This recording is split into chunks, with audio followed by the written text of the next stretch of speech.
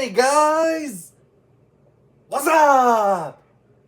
Alpha Lion Simba here, and welcome to another Prehistoric Profile. Well, it's time to cover yet another theropod, and one that I like to consider the Jurassic period's answer to T-Rex. And that would be Allosaurus, or different lizard. So, let's begin. Allosaurus lived 156 to 145 million years ago during the late Jurassic period. Allosaurus fossils have been found in Colorado, Utah, Wyoming, Montana, Portugal, Tanzania, and Australia. And one quarry in Utah has produced more than 40 Allosaurus skeletons, ranging in size from full-grown adults to 10-foot-long youngsters. Allosaurus was first discovered by Othniel Charles Marsh in 1877. However, the first comprehensive find of Allosaurus remains did not occur until 1883, when an almost complete skeleton was discovered by Marshall P. Felch, a rancher living in Fremont County, Colorado. Since then, more than 60 Allosaurus fossils of the common species Allosaurus fragilis have been unearthed worldwide. And since then, Allosaurus has become one of the most famous dinosaurs in the world. Allosaurus got its name from the unique design of its backbones, hence why it was given a name that means different lizard. Allosaurus was the largest theropod dinosaur of its time and the first giant predatory dinosaur to ever walk in America. A fully grown Allosaurus stood 4.88 meters, or 16.01 feet tall, was 11.71 meters, or 38.41 feet long, and weighed 5 tons, or 11,023 pounds.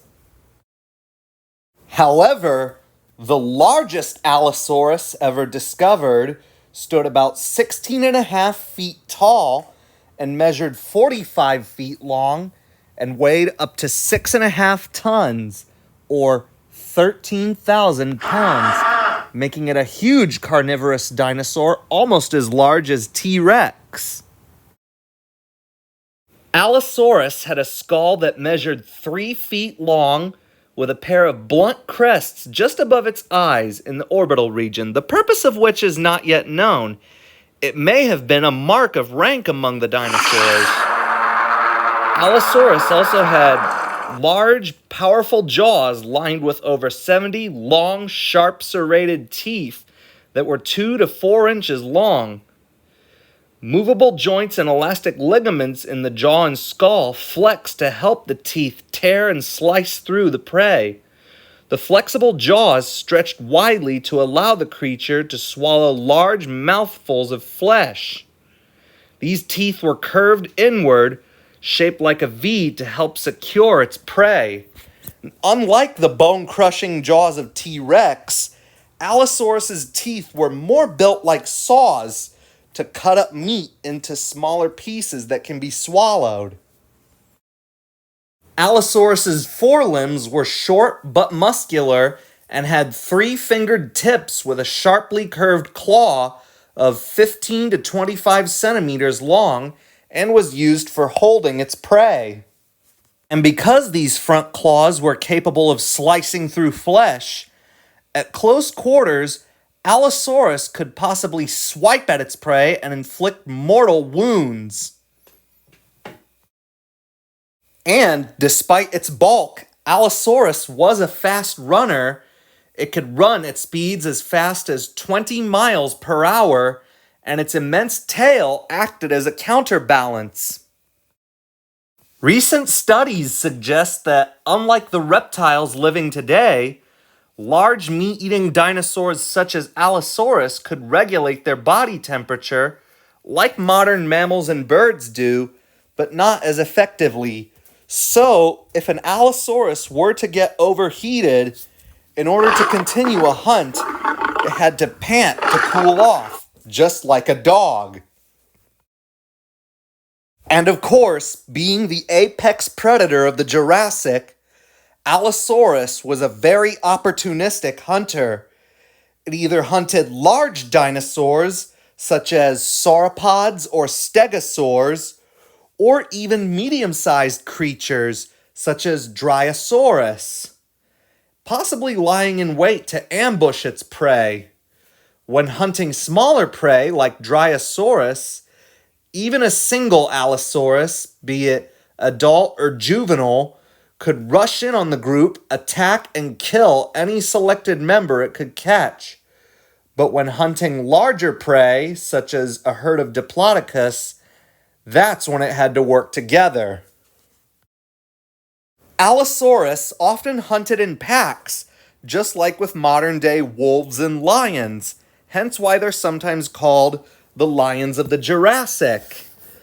In fact, when hunting herds of larger dinosaurs, such as Diplodocus, the pack would split up between the herd, literally running through and around it, break it up, and eventually isolate the young, old, weak, sick, and injured members of the herd. And when a female Allosaurus would lay her eggs, she would lay them in a mound that she dug and covered herself, much like with modern-day crocodiles. When the hatchlings of a female Allosaurus were born, the smell was important to Allosaurus, and from the moment the mother and hatchling smelled each other, they formed a bond that was crucial for the hatchling's early survival. Again, like with modern-day crocodiles. Hatchling Allosauruses ate insects and other small mammals. As young Allosauruses reached their first to second year of life, they grew almost 10 feet long, and by then they would no longer be hunting insects, but they would hunt smaller herbivorous dinosaurs such as Dryosaurus, but also other infant Allosaurus. Despite that, they were still small Allosaurus and were not at all a match for almost all other dinosaurs in their environment. But by the time a juvenile Allosaurus was 5 years of age, they had already reached 30 feet long. However, they were still not yet fully grown. Despite that, they were old enough and large enough to hunt larger dinosaurs such as Stegosaurus and sauropods. When Allosaurus lived to be 6 years old, as a sign of age, the crests over their eyes would gain a darker shade of red. The maturity was dependent on an Allosaurus' size, and at 33 feet long, young Allosaurus were well on their way to being big enough. However, even by that time, they were actually mature adolescents rather than full-sized adults. Once Allosaurus reached their full size, they quickly established their dominance over predatory dinosaurs, especially other Allosaurus. Well, that was it. My prehistoric profile on Allosaurus. Thanks for watching. Hope you liked it. If you liked the video, give it a thumbs up. Leave requests in the comments below, and don't forget to subscribe if you haven't already. Alpha Lion Simba,